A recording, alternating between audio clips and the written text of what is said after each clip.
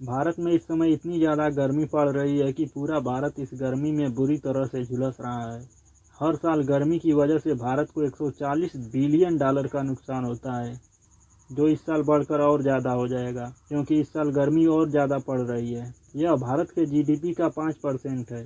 ज़्यादा गर्मी की वजह से भारत की इकॉनमी पर बहुत बुरा असर पड़ रहा है। भारत इस समय इतना गर्म है कि कोई अपने घर से बाहर निकलने की भी नहीं सोच रहा है। इतनी ज़्यादा गर्मी की सबसे बड़ी वजह है पॉल्यूशन। भारत के बड़े शहर प्रदूषित शहरों में ऊपर सबसे हैं। अभी मई का महीना शुरू भी नहीं हुआ है, लेकिन कई शहरों में टेम्परेचर 45 के ऊपर चला गया है। इस साल जितनी गर्मी पड़ रही है, इससे पहले 1903 में इतनी ज़्यादा गर्मी पड़ी थी।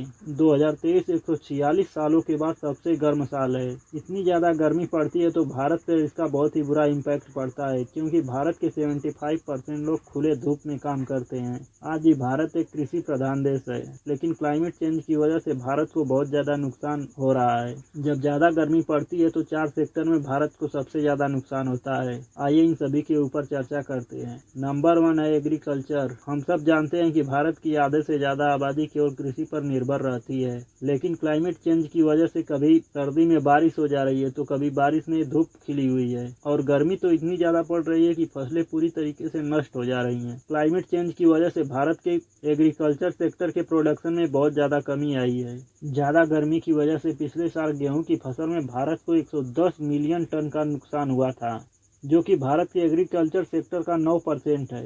एग्रीकल्चर सेक्टर में जब इतना नुकसान होता है तो भारत की इकोनॉमी पे इसका बुरा असर पड़ता है, क्योंकि तब भारत को दूसरे देशों से गेहूं को इंपोर्ट करना पड़ता है। इसीलिए पिछले साल गेहूं की कीमतें लगभग 30 रुपए के आसपास चली गई थी।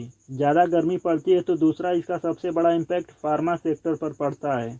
ज़्यादा गर्मी की वजह से भारत अपने 20% इक्विपमेंट को हर साल खो देता है, क्योंकि उन्हें कम टेम्परेचर की ज़रूरत होती है। लेकिन भारत के पास इतने संसाधन नहीं कि हर इक्विपमेंट को कूलिंग में रखा जाए, जिससे फार्मा सेक्टर में बहुत ज़्यादा लॉस होता है। और हर साल भारत की 25% वैक्सीन वैसे ही बर्बाद हो जाती हैं, क्योंकि उन्हें ज़्यादा कूलिंग की ज़रूरत होती है। पर भारत में कूलिंग की सुविधा भी गांव तक नहीं है। केवल फार्मा सेक्टर में भारत को 330 मिलियन डॉलर का हर साल नुकसान होता है। भारत में लगभग 15% दवाएं केवल हाई टेम्परेचर की वजह से हर साल खराब हो जाती हैं। भारत में जब ज़्यादा गर्मी पड़ती है तो तीसरा सेक्टर है जिसमें सबसे ज़्यादा नुकसान होता है, वह है कंस्ट्रक्शन सेक्टर। कंस्ट्रक्शन सेक्टर में 90% लोग धूप में काम करते हैं, लेकिन जब इतनी ज़्यादा गर्मी पड़ती है तो वह लोग काम कर ही नहीं पाते हैं या तो बहुत जल्दी थक जाते हैं और उनके प्रोडक्शन में कमी आती है। और प्रोडक्शन में कमी आती है तो प्रोजेक्ट डिले होते हैं, जिससे कंपनियों को लॉसेज होता है। मैकेंजी रिपोर्ट की माने तो 2030 तक भारत कंस्ट्रक्शन सेक्टर में 9% की कमी होगी, जो कि एक बहुत बड़ा लॉस है।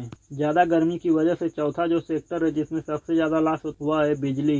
मैकेंजी रिपोर्ट की माने तो 2050 तक भारत अपने प्रोडक्शन का 50% केवल कूलिंग में यूज करेगा, क्योंकि भारत में गर्मी इतनी ज़्यादा बढ़ जाएगी।